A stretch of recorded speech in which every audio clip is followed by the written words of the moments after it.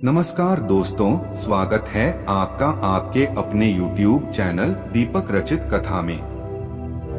हर हर महादेव।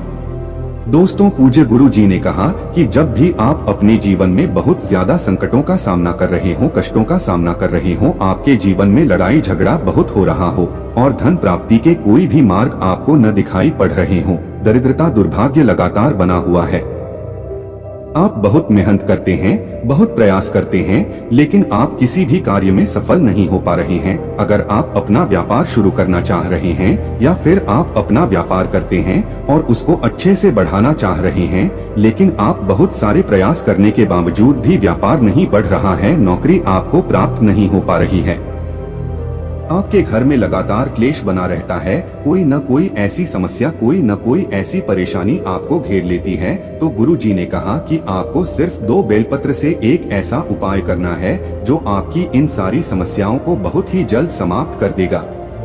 तो चलिए जानते हैं उस विशेष उपाय के बारे में।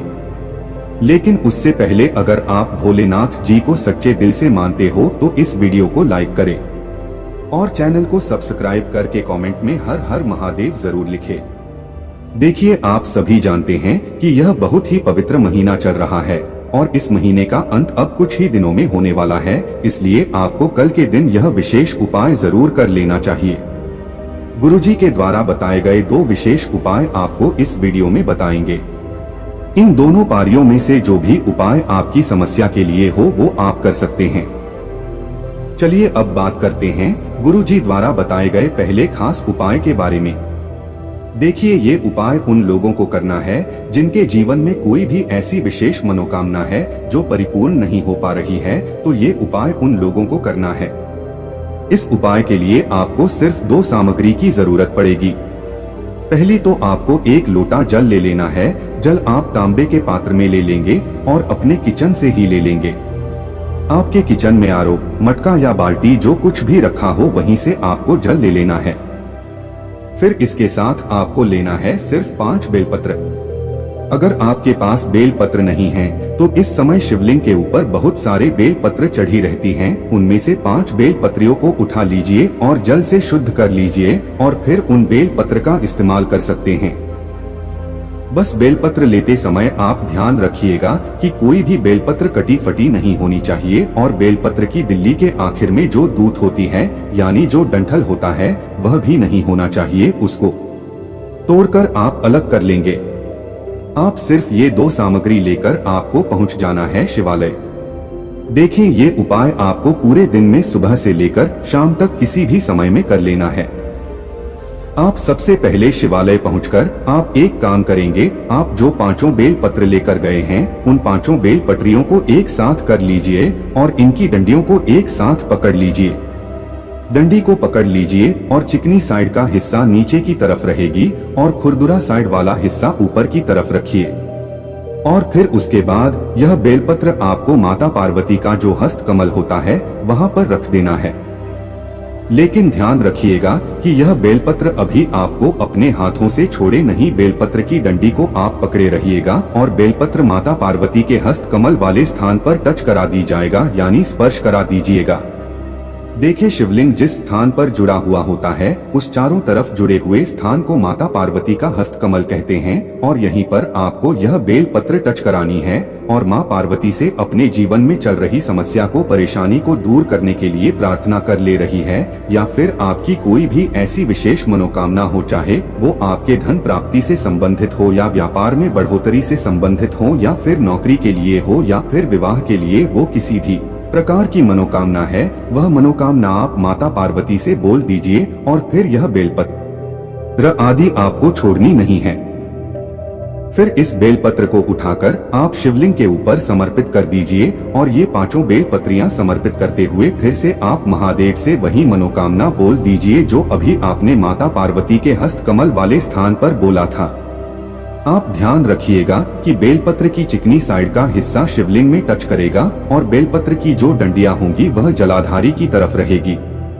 फिर उसके बाद आपके पास जो 1 लोटा जल है उस जल को इन्हीं बेल पटरियों के ऊपर धीरे धीरे समर्पित करते जाएंगे और लगातार शिव महापुराण के मूल मंत्र श्री शिवाय नमस्तुभ्यम का स्मरण करते जाएंगे। गुरुजी ने कहा कि जल आपको इतने धीरे समर्पित करना है कि जल समर्पित करते करते आप कम से कम 11 बार श्री शिवाय नमस्तुभ्यम मंत्र का स्मरण जरूर कर लिया करें। शिवलिंग के सामने बैठकर 1 या 2 मिनट आप श्री शिवाय नमस्तुभ्यम मंत्र का स्मरण कर लीजिए और फिर वापस अपने घर आ जाइए। गुरुजी ने कहा कि यह उपाय आपको किसी भी मंगलवार के दिन कर लेना है।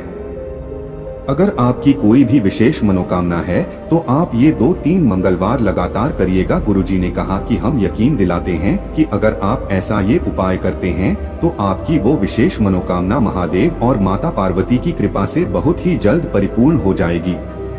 तो दोस्तों, ये उपाय आपको इस मंगलवार के दिन जरूर करना चाहिए। अब इसके बाद बात करते हैं पूज्य गुरुजी द्वारा बताए गए दूसरे खास उपाय के बारे में। ये उपाय भी आपको मंगलवार के दिन करना है और ये उपाय उन लोगों को करना है जिनके जीवन में कष्ट बहुत ज्यादा है, जिनके जीवन का माहौल नहीं रहता है, तो ऐसे लोगों को ये उपाय कर लेना चाहिए। देखिए, इस उपाय के लिए आपको सिर्फ थोड़ा सा शहद ले लेना है। मंगलवार के दिन ही आपको ये उपाय करना है और मंगलवार के दिन हम लोग शिवलिंग में लाल रंग की सामग्री अगर किसी भी प्रकार से समर्पित करते हैं तो वह हमारे महादेव को प्रसन्न करने के लिए बहुत ही शुभ साबित होता है। चाहे हम लाल चंदन समर्पित करें या फिर शहद समर्पित करें या फिर कोई भी लाल रंग की सामग्री, इसलिए आपको इस उपाय के लिए थोड़ा सा शहद ले लेना है। आप चाहें तो आधे से भी आधा चम्मच शहद ले सकते हैं। फिर इसी के साथ आपको ले लेना है 1 लोटा जल।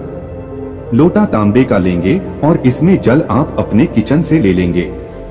अब ये दोनों सामग्री लेकर आपको पहुंच जाना है शिवालय। देखिए, ये उपाय भी आप मंगलवार के दिन सुबह से लेकर शाम तक किसी भी समय कर सकते हैं। अब शिवालय पहुंचकर सबसे पहले आप एक काम करिए, आप जो शहद लेकर आए हैं, शहद को आप अपनी अनामिका अंगुली में लगाएगा। आपके राइट हैंड यानी दाहिने हाथ की अनामिका उंगली है, उस अनामिका उंगली में शहद को लगाएगा और फिर ये शहद आपको माता पार्वती का जो हस्त कमल होता है उसे स्थान पर चारों तरफ लगा देना है।